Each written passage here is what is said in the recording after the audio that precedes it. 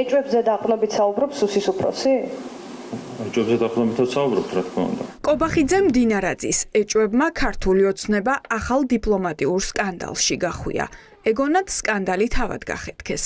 შემდეგ კი აღმოჩნდა, რომ ამერიკას საქართველოში რევოლუციის დაფინანსება მხოლოდ ეჭვების საფუძველზე დააბრალეს, რაზეც ტრამპის ადმინისტრაციამ პასუხი ოცნების ელჩს თამარ ტალიაშვილს მოსთხოვა. ელჩის დაბარება ეს არის დიპლომატიური ზომა, რომელსაც იყენებ რაღაცაზე, მაგალითად პროტესტის გამოსახადად და შემდეგ. ჩვენი ელჩი აცხადებს, რომ დიპლომატიური ზომა დაბარება არ ყოფილა გამოყენებული, მას თხოვეს შეხვედრა სახელმწიფო დეპარტამენტში. ერთს ამბობს კობახიძე, სულ სხვას კი სახელმწიფო დეპარტამენტი, რომელიც ოცნების ელჩის დაბარებას და მისთვის საპროტესტო ნოტის გადაცემას უკვე მეორეჯერ ადასტურებს. ქართულ ოცნებას კი ტყუილების გავრცელებაში ადანაშაულებს. საბოლოოდ ირკვევა, რომ კობახიძემ დინარაძემ რევოლუციური სქემები რამდენიმე პენსიონერისთვის ჩარიცხული კუთვნილი პენსიის მიღმა დაინახა. შემდეგ უარყვეს, ოღონდ არა ბოლომდე. იყო საუბარი მაგალითად პენსიების გამოყენებაზე არეულობის დაფინანსებისთვის. რაც საბოლოო ჯამში მე ფიქრობ, რომ არ დასტურდება, რომ კონკრეტულად ეს საპენსიო გადარიცხვები ემსახურებოდა არეულობის დაფინანსებას. კონკრეტულად ეს ყველაფერი, მაგრამ არის სხვა თემები, ანუ ამერიკული წყაროა.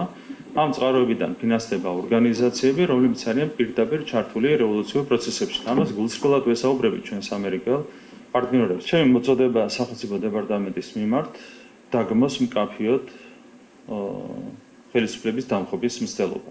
და ამით ქმედითად დაამტკიცოს ქართული ხალხის წინაშე, რომ ასეთი ინტერესები არ აქვს სახელმწიფო დეპარტამენტს. რა ხდება რეალურად? შეერთებული შტატების ფინანსური გადარიცხვების ცენტრი ბანგკოკშია განთავსებული. სახელმწიფო დეპარტამენტი მსოფლიოს სხვადასხვა წერტილში საკუთარ მოქმედ თუ ყოფილ თანამშრომლებს, ხელფასებსა და პენსიებს ბანგკოკიდან ურიცხავს და აქედანვე აფინანსებს გრანტებს მსოფლიო მასშტაბით. მათ შორის იმ გრანტებსაც, რომელსაც წლები ოცნების მთავრობა განკარგავდა. მამუკა დინარაძეს აუცილებლად უნდა სცოდნოდა, რომ ამერიკის საელჩო სახელმწიფო დეპარტამენტი თანხებს, მათ შორის გრანტებს, ტრანსფერებს ანაწილებს ბანგკოკიდან და ეს უნდა ცოდნოდა, იმიტომ რომ ქართული ოცნების მთავრობაც ამერიკულ დახმარებას, სანამ საქართველოს ნორმალური ურთიერთობა ჰქონდა ამერიკის შეერთებული შტატებიდან, სწორედ ბანგკოკის საელჩოდან ღებულობდა.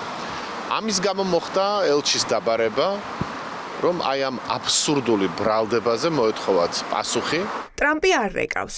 სტრატეგიული პარტნიორობა საქართველოსთან ისევ შეჩერებულია და ოცნების მმართველობის პირობებში ამერიკასთან ურთიერთობის აღდგენის რესურსს ვერ ხედავენ ყოფილი დიპლომატები. არადა ოცნება გვიმტკიცებდა, რომ მცდელობას არ აკლებდნენ.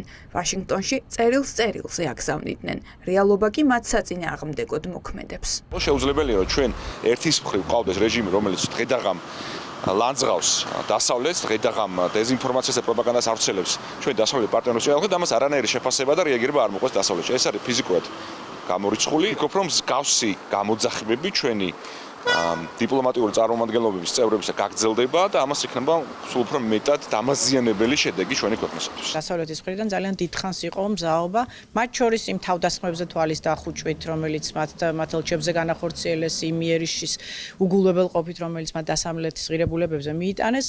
დასავლეთი მზად იყო, რომ ოცნებასთან კონსტრუქციულ დიალოგში შესულიყო. ოცნებამ თქვა, რომ ემინდა აქ ძალიან მყარი დიქტატურა, სადაც დასავლეთს ადგილი არ არის. შტატებში თამარ ტალიაშვილის დიპლომატიური მისია არც ისე წარმატებულად დაიწყო.